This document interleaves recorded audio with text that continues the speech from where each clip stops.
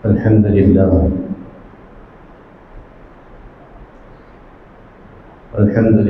نحمده ونستعينه ونستغفره ونؤمن به ونتوكل عليه ونعوذ بالله من شرور أنفسنا ومن سيئات أعمالنا من يهده الله فلا مضل له ومن يضلله فلا هادي له ونشهد أن لا إله إلا الله وحده لا شريك له ونشهد أن سيدنا ونبينا ومولانا محمدا عبده ورسوله صلى الله تعالى عليه وعلى آله وأصحابه وبارك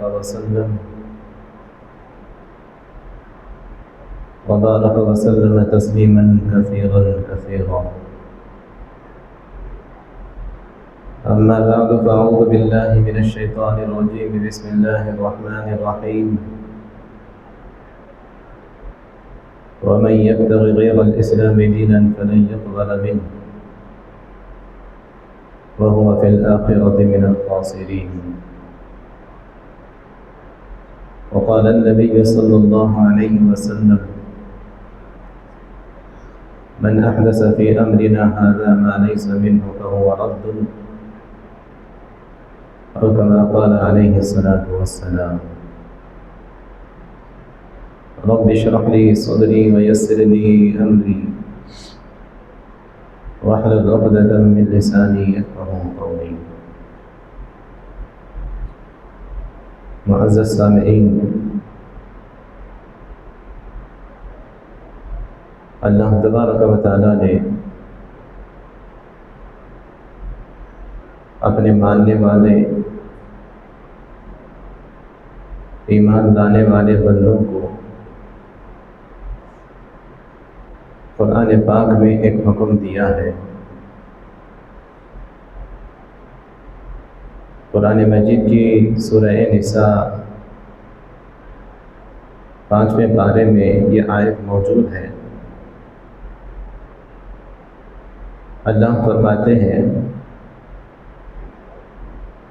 فَلَا وَرَبِّكَ لَا يُؤْمِنُونَ حَتَّى يُحَكِّمُوكَ فِيمَا شَجَرَ بَيْنَهُمْ ثُمَّ لَا يَجِدُوا فِي أَنفُسِهِمْ حَرَجًا مِّمَّا قَضَيْتَ وَيُسَلِّمُوا تَسْلِيمًا۔ اس آیت شریفہ میں اللہ تبارک و تعالی ہم ایمان والے بندوں کو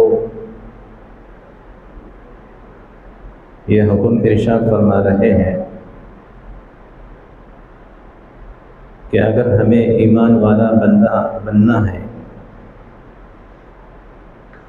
اگر ہمیں پکا سچا مسلمان اور مومن بننا ہے تو ہمیں ایک کام کرنا پڑے گا، اور وہ کام یہ ہے اپنی زندگی کے تمام معاملات کو، اپنی زندگی میں پیش آنے والی تمام ضرورتوں کو، اپنی زندگی میں پیش آنے والے تمام امور کو، تمام کاموں کو اللہ اور اس کے رسول صلی اللہ علیہ وسلم کے فیصلے، ان کے حکم اور ان کی مرضی کے مطابق سونپنا پڑے گا، ماننا پڑے گا، گزارنا پڑے گا۔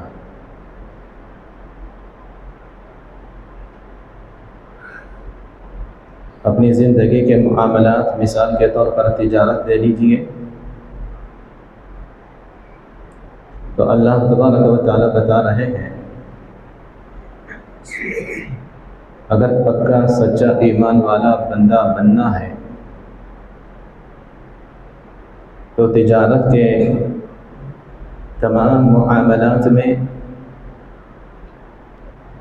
اللہ اور اس کے رسول کے فیصلے اور حکم کے مطابق تجارت کرنا پڑے گا، معاملہ کرنا پڑے گا، بزنس کرنا پڑے گا۔ اللہ اور اس کے رسول کے حکم کے مطابق بزنس کریں گے، تجارت کریں گے، جس طریقے کو اس نے حلال فرمایا اسے حلال سمجھ کر اپنائیں گے، اور تجارت کے جن طریقوں کو اس نے حرام قرار دیا اسے حرام سمجھ کر اس سے بچ جائیں گے، اس معاملے میں نہیں پڑیں گے۔ اللہ فرما رہے ہیں کہ ایمان والا بندہ بن جائے گا ورنہ نہیں بنے گا۔ زندگی کے تمام معاملات میں اللہ اور اس کے رسول کے حکم کے مطابق زندگی گزارنا پڑے گا۔ مثال کے طور پر شادی بیاہ کی زندگی لے لیجیے، نکاح طلاق خلا کی زندگی لے لیجیے۔ شادی بیاہ کے جتنے معاملات ہیں، نکاح کے، خلا کے، طلاق کے، اظہار کے، کفو کے، غیر کفو کے، لعان کے، ان تمام چیزوں میں بھی ایمان والے بندے کو اللہ اور اس کے رسول صلی اللہ علیہ وسلم نے جو شریعت بتائی ہے اس شریعت کے مطابق ہی کرنا پڑے گا۔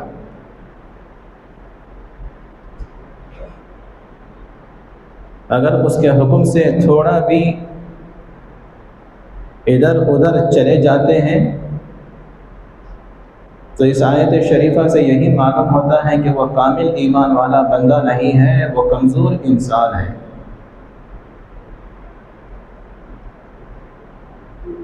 اللہ تبارک و تعالیٰ نے یہ آیت شریفہ جو اتاری، اس کے پیچھے حضرات مفسرین کرام نے ایک قصے کو لکھا ہے۔ تفسیر ابن کثیر میں اور دوسری تفسیروں میں یہ روایت موجود ہے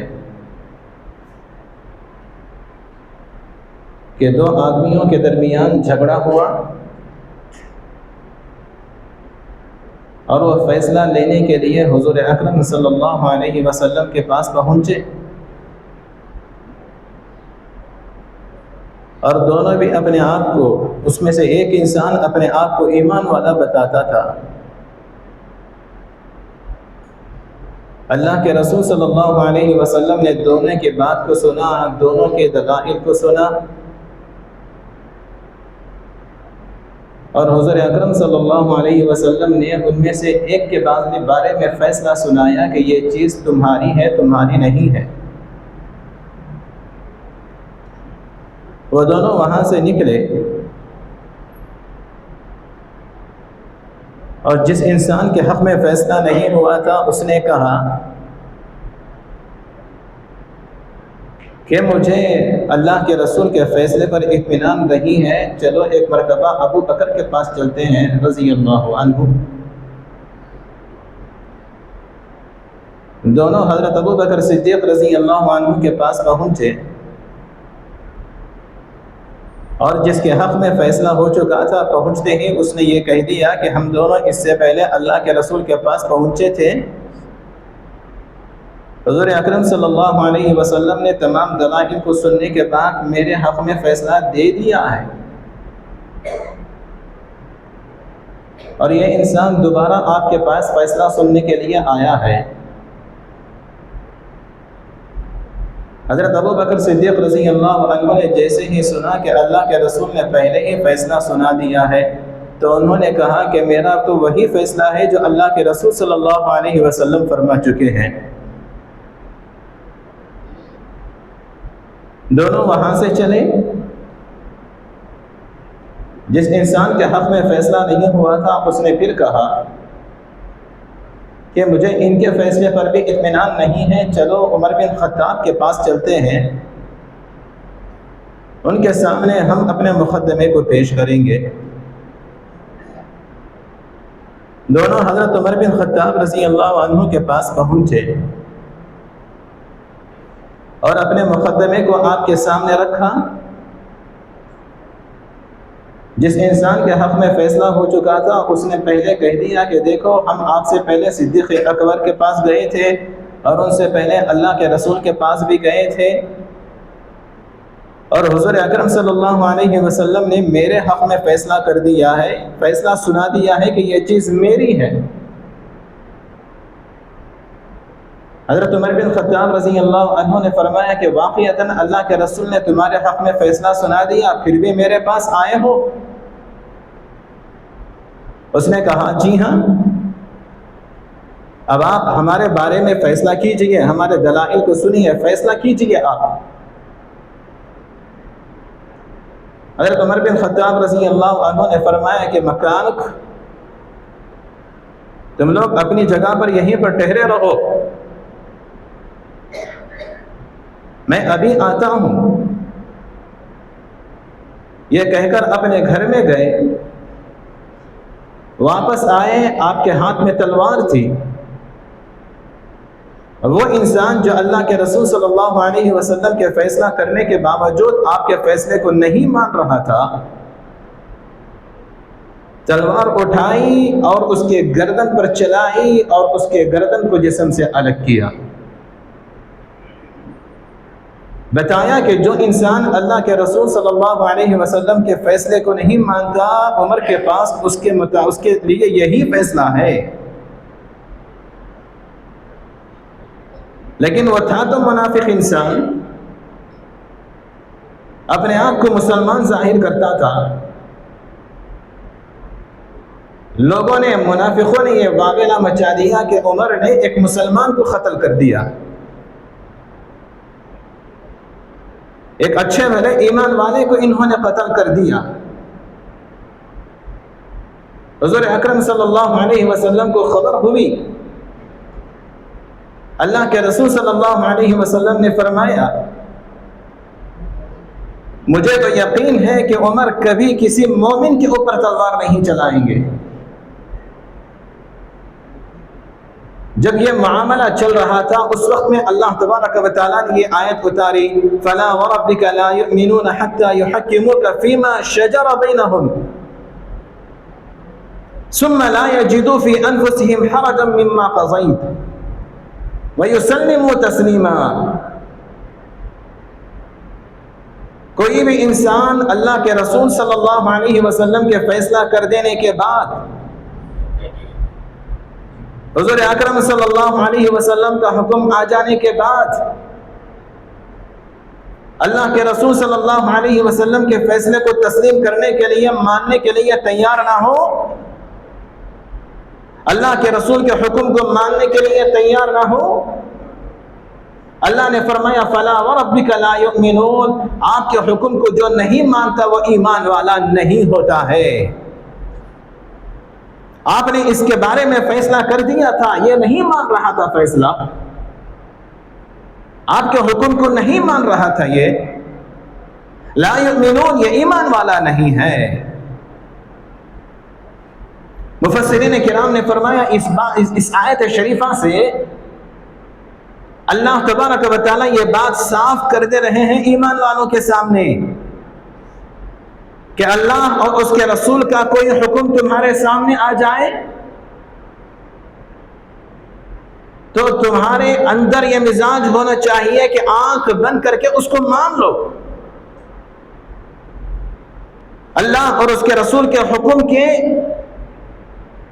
خلاف میں تم اپنے ذہن میں رتی برابر خیال نہیں لا سکتے ہو۔ اللہ اور اس کے رسول کے حکم کے مطابق تمہیں زندگی گزارنی پڑے گی۔ اگر تم اس کے خلاف چلنے کو پسند کرتے ہو،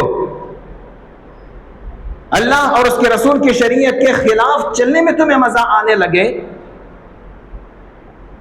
اور اللہ اور اس کے رسول کے حکم پر چلنے میں تمہیں آر، ذلت، گیا گزرا طریقہ اس قسم کا احساس ہونے لگے تو یہ بات صاف ہو جاتی ہے کہ تمہارے اندر ایمان کی کمزوری آ چکی ہے۔ اپنی زندگی کے تمام معاملات میں ہر ایمان والے بندے کو، چاہے وہ اس کی تجارت کا معاملہ ہو، چاہے اس کی شادی بیاہ کا معاملہ ہو، چاہے طلاق کا معاملہ ہو، چاہے خلا کا معاملہ ہو،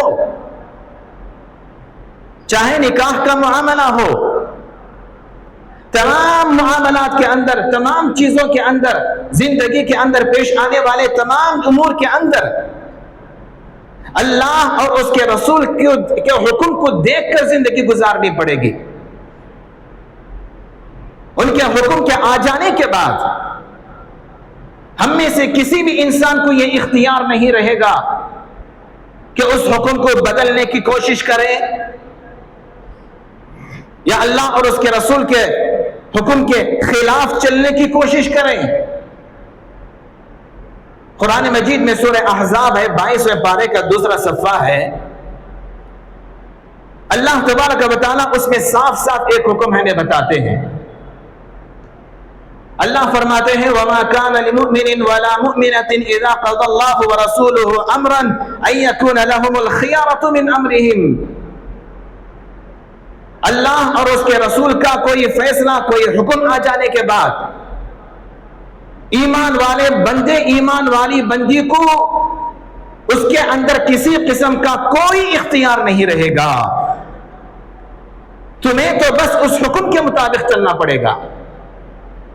اس حکم میں تم اپنا دماغ نہیں لڑا سکتے ہو، اس حکم میں تم اپنی خواہشات کو نہیں داخل کر سکتے ہو، اس حکم کے اندر تم اپنے زمانے کو بھی نہیں دیکھ سکتے ہو کہ اس حکم پر میں چلوں گا تو لوگ کیا کہیں گے، اس حکم پر میں چلوں گا تو یہ لوگ کہیں گے یہ تو پرانی چیزیں ہیں۔ اس قسم سے تم نہیں سوچ سکتے ہو، اس لیے کہ تم ایمان والے ہو، اللہ اور اس کے رسول کے ماننے والے ہو۔ جب اللہ اور اس کے رسول کے تم ماننے والے ہو گئے تو تم انہی کو مانو گے، دنیا کو تم نہیں دیکھو گے۔ دنیا جو کہے گی اس کے مطابق چلتے ہوئے اللہ اور اس کے رسول کی شریعت کے خلاف تم نہیں چلو گے۔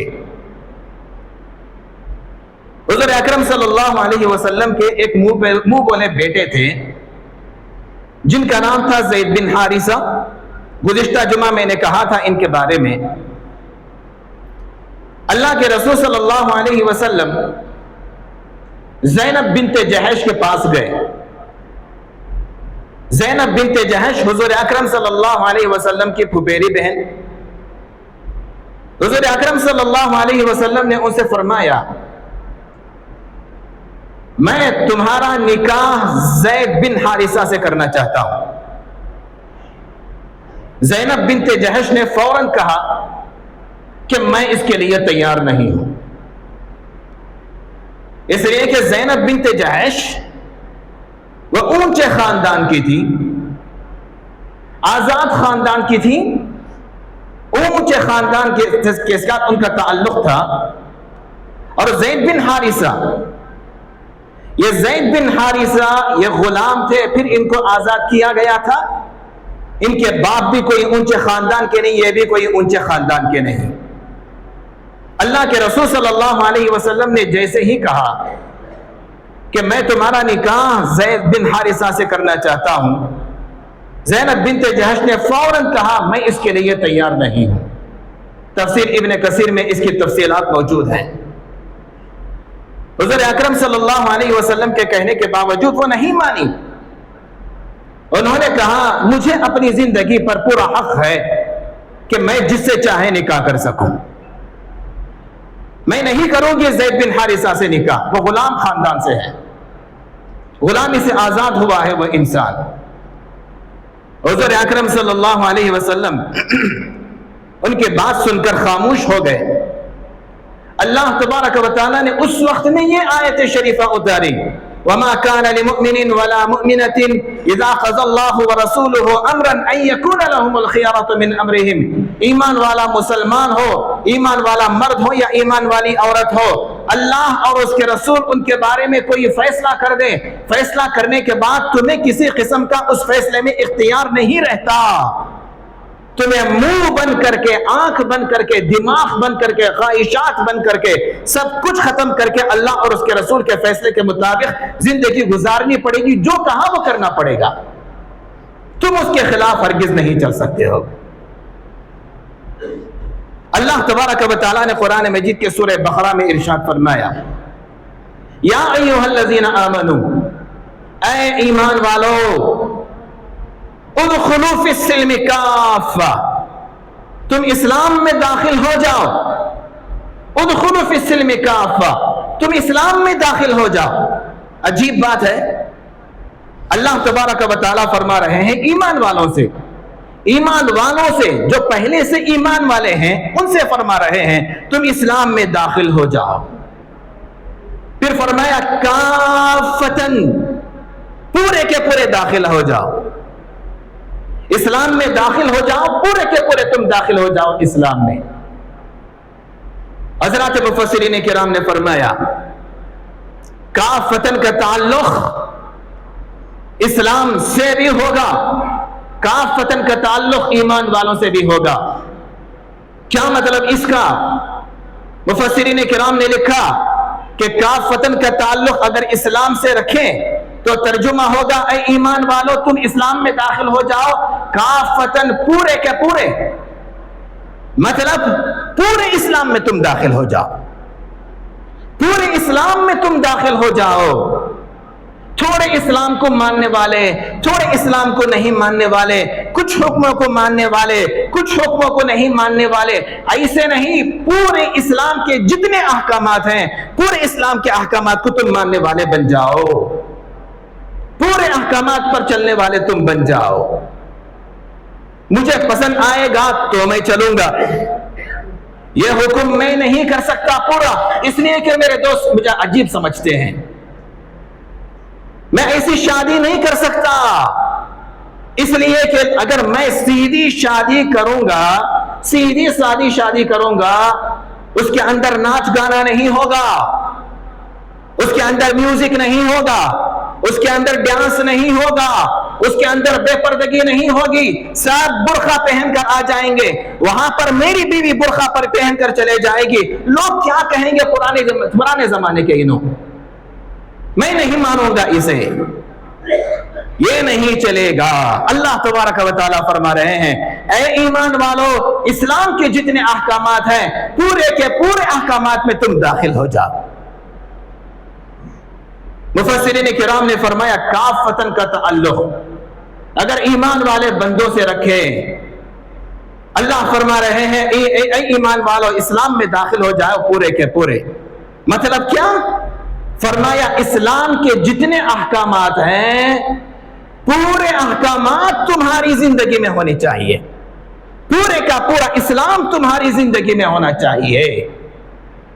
6660 پر 6 قرآن کے اندر آیتیں، 6660 پر 6 آیتوں کے اندر اور ہزاروں حدیثوں کے اندر جتنے احکامات اللہ اور اس کے رسول نے بتائے ہیں پورے احکامات تمہارے اندر ہونے چاہیے، یہ اللہ تبارک و تعالی ہمیں حکم دے رہے ہیں۔ اور قرآن مجید کے 7ویں پارے میں اللہ نے فرمایا الا لہ الحکم والامر، تمہیں حکم دینے کا اور تمہیں فیصلہ سنانے کا جو حق ہے وہ صرف اللہ تبارک و تعالیٰ کو ہے، اور اللہ حکم دے رہے ہیں، اللہ فیصلہ کر رہے ہیں کہ تمہاری زندگی کے اندر پورا اسلام ہونا چاہیے، تم لوگوں کو پورے اسلامی احکامات پر چلنا چاہیے۔ حضرات صحابہ کرام رضی اللہ عنہم اجمعین کی زندگی کو آپ دیکھ لیں، آپ کو یہی ملے گا، یہی ملے گا صحابہ کرام کی زندگی کے اندر۔ مسند احمد کا ایک قصہ میں آپ کو سناتا ہوں، تفسیر ابن کثیر اور دوسری تفسیروں کے اندر بھی یہ موجود ہے، لیکن ہے تو روایت کرنے والے امام احمد بن حنبل رحمۃ اللہ علیہ اپنی کتاب مسند احمد کے اندر۔ حضور اکرم صلی اللہ علیہ وسلم کے ایک صحابی تھے جن کا نام تھا جلیبیب، بعض نے جیم کے پیش کے ساتھ لکھا ہے، بعض نے جیم کے زیر کے ساتھ بھی لکھا ہے، بعض نے جیم کے زبر کے ساتھ بھی لکھا ہے، جلیبیب میں بول دیتا ہوں۔ اللہ کے رسول صلی اللہ علیہ وسلم کے یہ جو صحابی تھے ان کا کوئی اونچا خاندان بھی نہیں تھا، ان کا اچھا خاصا خط بھی نہیں تھا، گڈے گڈے تھے، چہرہ بھی ان کا کوئی خوبصورت نہیں تھا، عام انسانوں کی طرح ایک تھے، لوگ ان کا مذاق بھی اڑایا کرتے تھے، ذرا اس واقعے سے نصیحت حاصل کریں. کہاں دیکھیں آخر میں یہ قصہ کہاں جاتا ہے. میں نے کہا مسند احمد بن حنبل کے اندر ہے یہ روایت. اللہ کے رسول صلی اللہ علیہ وسلم کے اس زمانے کے اندر لوگ انہیں کوئی بڑی عزت بھی نہیں دیتے تھے.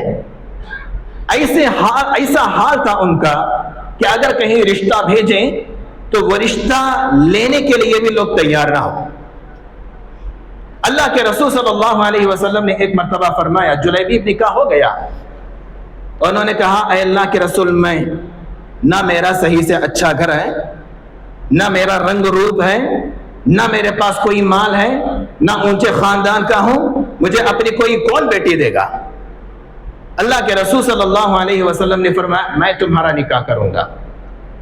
حضور اکرم صلی اللہ علیہ وسلم کو خبر ہوئی کہ انصار کے ایک گھرانے میں ایک لڑکی رہتی ہے, حسین ہے, خوبصورت ہے. بات عجیب ہے, روایت کے اندر اس لڑکی کے نام کو چھپا دیا گیا ہے, نہیں بتایا گیا اس لڑکی کا نام کیا تھا. اتنا کہا گیا روایت کے اندر, تمام روایتوں میں یہی ملتا ہے, انصار کے گھرانے کے اندر ایک لڑکی تھی, بڑی حسین خوبصورت تھی. حضور اکرم صلی اللہ علیہ وسلم نے اس لڑکی کے باپ کو بلایا, انصاری صحابی کو بلایا. آپ نے فرمایا تمہاری بیٹی کا نکاح کر دو. وہ سمجھے کہ اللہ کے رسول صلی اللہ علیہ وسلم یہ فرما رہے ہیں کہ تمہاری بیٹی کا نکاح مجھ سے کر دو.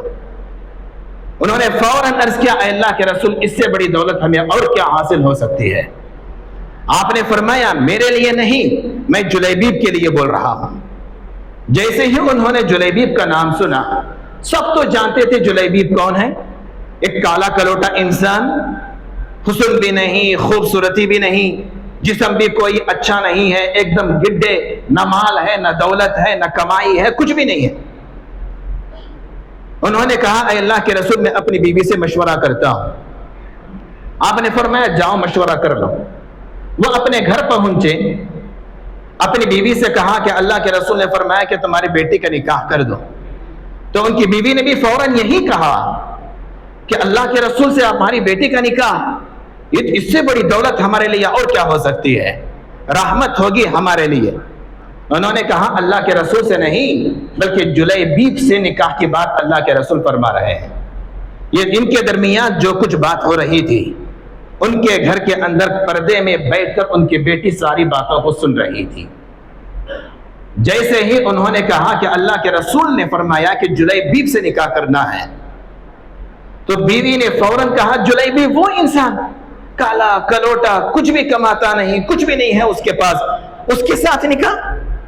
اب جا کر اللہ کے رسول سے بتا دیجئے کہ مجھے یہ نکاح منظور نہیں ہے, میں اپنی بیٹی کا نکاح جلیبیب سے نہیں کروں گی. جیسے ہی بیوی کی رائے آ گئی تو لڑکی کے بعد باپ انصاری صحابی اٹھے کہ جا کر اللہ کے رسول کو خبر دے دیں کہ ہمیں یہ رشتہ منظور نہیں ہے. وہ نکل کر گھر سے نکل ہی رہے تھے, دروازے کے پاس پہنچے تھے, اندر سے پردے میں جو بیٹی بیٹھی ہوئی تھی اس نے فوراً کہا رک جائیے, میں ساری باتیں پردے کے اندر سے سن رہی ہوں, میں سب کچھ سن رہی ہوں, میں جو کچھ تمہوں نے بات کی ہے, رائے کیا منظور ہوئی ہے, کیا فیصلہ کیا آپ لوگوں نے؟ ہم دونوں نے فیصلہ کیا کہ تمہارا نکاح جلیبیب سے نہیں ہوگا, وہ تمہارے لائق نہیں ہے. لڑکی نے فوراً کہا آپ یہ دیکھ رہے ہو کہ میرا نکاح خوبصورت لڑکے سے ہو رہا ہے یا کالے کلوٹے سے ہو رہا ہے, میرا نکاح مالدار لڑکے سے ہو رہا ہے یا غریب لڑکے سے ہو رہا ہے, میرا نکاح خاص گھر والے سے ہو رہا ہے یا بے گھر والے سے ہو رہا ہے, تم یہی دیکھ رہے ہو, صرف یہ نہیں دیکھ رہے ہو کہ میرا نکاح کرنے کی ذمہ داری کون اٹھا رہے ہیں.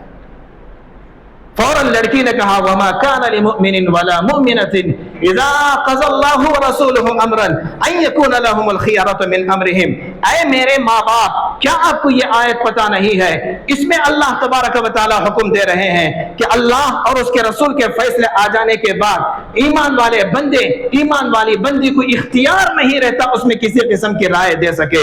جب اللہ کے رسول صلی اللہ علیہ وسلم نے میرے لیے اس لڑکے کو پسند کیا ہے تو اس سے بہتر رشتہ میرا کوئی نہیں ہو سکتا، جا کر اللہ کے رسول کو سنا دیجئے کہ میں اللہ کے رسول کے فیصلے پر راضی ہوں۔ ان کے والد اس کی بات سن کر پہنچے اور سیدھا سارا قصہ سنایا حضور اکرم صلی اللہ علیہ وسلم کو۔ جب یہ بات معلوم ہوئی کہ لڑکی نے یہ بات کہی ہے تو اس نے اللہ کے رسول صلی اللہ علیہ وسلم نے خوش ہو کر دعا دی، اللہم اسبب علیہا صبا، اے اللہ اس کے اوپر مال کی دریا کو بہا دے، ولا تجعل عیشہا کدا، اے اللہ اس کی زندگی میں کبھی کسی بھی قسم کی کوئی پریشانی نہ آئے۔ حضور اکرم صلی اللہ علیہ وسلم خوش ہوئے، دعا سے نوازے۔ پھر ابھی نکاح کی تیاری ہو رہی تھی، فوراً اللہ کے رسول صلی اللہ علیہ وسلم کو معلوم ہوا غزوے میں نکلنا ہے۔ حضور اکرم صلی اللہ علیہ وسلم غزوے میں نکل گئے، ادھر رشتہ کروا دیا، ادھر غزوے میں نکل گئے۔ غزوہ ختم ہوا، جنگ ختم ہوئی۔ حضور اکرم صلی اللہ علیہ وسلم نے فرمایا جلیبیب کہاں ہے؟ میں نظر نہیں کر رہا ہوں، کہاں ہے جلیبیب؟ صحابہ کرام نے تلاش کیا، قصہ طویل ہے، میں مختصر کر کے بات ختم کرتا ہوں۔ صحابہ کرام نے تلاش کیا، تلاش کرنے کے بعد دیکھا 7 کافروں کو قتل کیا، پھر کافروں نے ان کو قتل کر دیا، وہ بالکل شہید ہو کر پڑے ہوئے ہیں۔ حضور اکرم صلی اللہ علیہ وسلم کو اطلاع دی گئی، اللہ کے رسول صلی اللہ علیہ وسلم اس صحابی جلیبیب کے پاس آئے۔ حضور اکرم صلی اللہ علیہ وسلم نے جلیبیب کے جسم کو جو شہید ہو چکے تھے اپنے دونوں ہاتھوں سے اٹھایا۔ اللہ کے رسول صلی اللہ علیہ وسلم دونوں ہاتھوں سے اٹھائے، ان کی خبر کھو دی گئی۔ حضور اکرم صلی اللہ علیہ وسلم اکیلے اپنے دونوں ہاتھوں سے ان کے جنازے کو، ان کے جسم اطہر کو اٹھا کر لائے اور خبر کے اندر خود اترے۔ اللہ کے رسول نے خود خبر کے اندر ان کو رکھا۔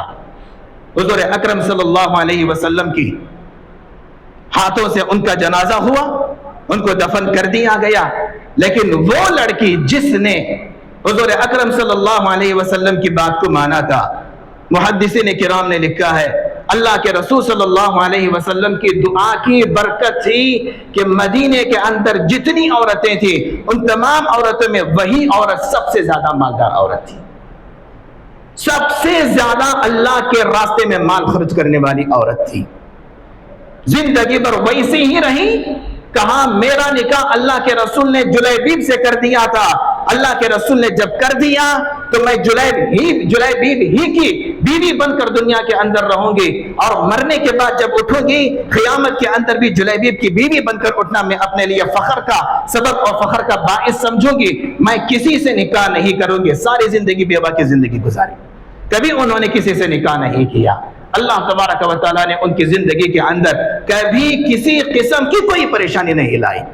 دعا تھی اللہ کے رسول صلی اللہ علیہ وسلم کی۔ بات وہی ہے، سمجھے میں جو کہنا چاہ رہا ہوں، جو اللہ اور اس کے رسول کے حکم کو مان کر چلتا ہے، جو صرف اللہ اور اس کے رسول کے حکم کو مان کر چلتا ہے، جو صرف قرآن اور حدیث پر چلتا ہے، جو مسئلے مسائل علماء کرام سے مانگ کر ان سے پوچھ کر چلتا ہے، قرآن اور حدیث کے مطابق کی زندگی گزارتا ہے، اس کی زندگی اللہ تبارک و تعالیٰ دنیا میں بھی چین و سکون کے ساتھ رکھتے ہیں اور آخرت میں بھی چین و سکون کی زندگی اسے دیتے ہیں۔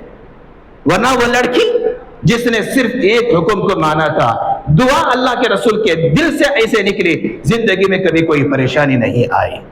سمجھیں، اپنی زندگی کو قرآن اور حدیث کے مطابق ڈالیں، دنیا کو دیکھنے کی کوئی ضرورت نہیں ہے۔